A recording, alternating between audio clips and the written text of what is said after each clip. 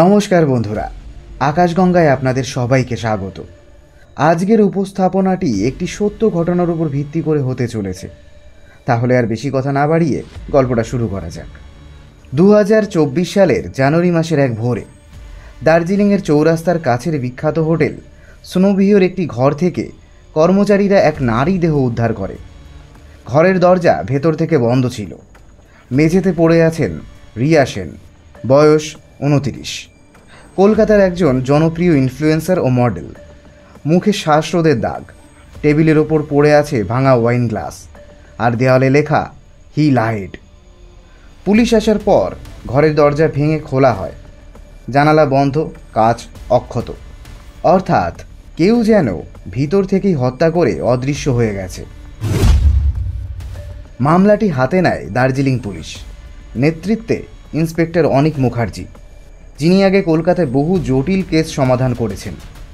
তিনি প্রথমেই লক্ষ্য করেন রিয়ার মুখে মৃদু হাসি আর তার ডান হাতে ধরা একটা ছোট সোনার লকেট। লকেট খুলতেই পাওয়া যায় এক পুরুষের ছবি, অর্জুন ভট্টাচার্য, বিখ্যাত আইনজীবী ও রিয়ার প্রাক্তন প্রেমিক।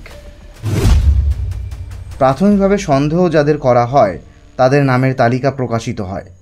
অর্জুন ভট্টাচার্য, বয়স 34, রিয়ার প্রাক্তন প্রেমিক, কলকাতায় আইনজীবী। সোনালী দত্ত, বয়স 26, রিয়ার সহকর্মী ইনফ্লুয়েন্সার, তার সঙ্গে প্রতিদ্বন্দ্বিতা ছিল। দেবেশ সিং, হোটেলের ম্যানেজার, যিনি রিয়াকে শেষবার ঘরে ঢুকতে দেখেছিলেন। রিয়া সেন দার্জিলিংয়ে এসেছিলেন একটি ট্রাভেল ডকুমেন্টারি শুটিং করতে। তার ইনস্টাগ্রাম পোস্ট অনুযায়ী তিনি লিখেছিলেন, এই পাহাড়ে আজ কিছু সত্য কথা বলতে চাই, সময় এসেছে। অনেকেই ধারণা করেছিল তিনি হয়তো কারোর সঙ্গে সম্পর্ক ভাঙার বা প্রকাশ করার ইঙ্গিত দিচ্ছেন। ঘর থেকে পাওয়া যায় 3টি গ্লাস, একটিতে রিয়ার আঙুলের ছাপ, অন্য 2টি গ্লাসে 2টি ভিন্ন পুরুষের ছাপ। এক গ্লাসে অর্জুনের, আরেকটিতে অপরিচিত কারোর। ওয়াইন পরীক্ষা করে দেখা যায় রিয়ার গ্লাসে ঘুমের ওষুধের ট্রেস পাওয়া গেছে, অর্থাৎ কেউ তাকে ওষুধ খাইয়ে অচেতন করেছে। অর্জুন বলেন, রিয়া আমায় ফোন করেছিল আগের রাতেই। ও বলেছিল সব কিছু শেষ করে দিতে চায়। আমি হোটেলে গিয়েছিলাম, কিন্তু তখনও ঘুমোচ্ছিল। আমি চলে আসি।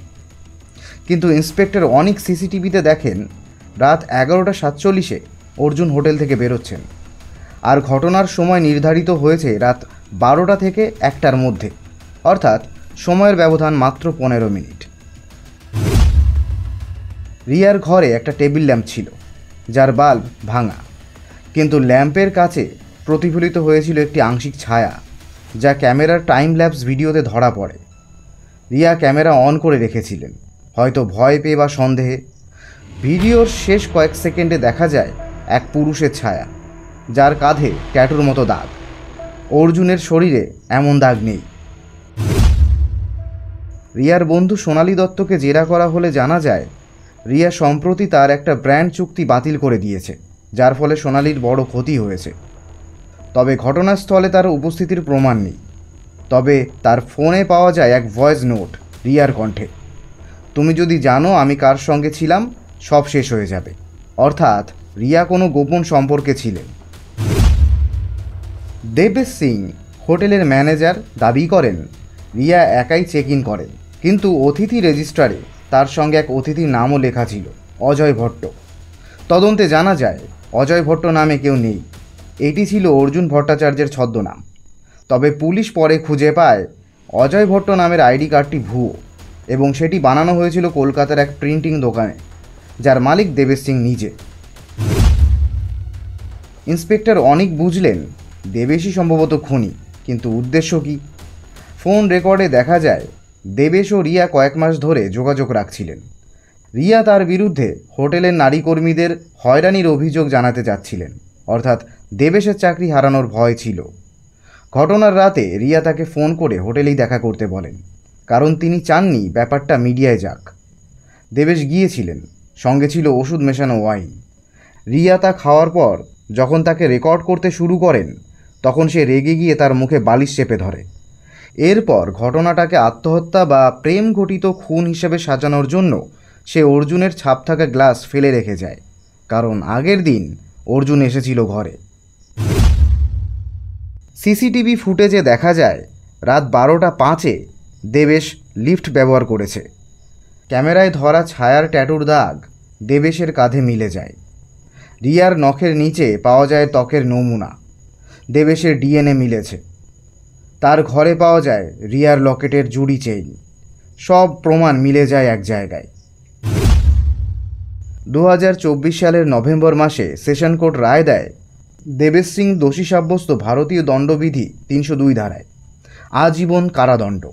বিচারক বলেন, এই মামলা দেখালো প্রযুক্তি কখনো কখনো মানুষের মনের ছায়াকেও ধরতে পারে।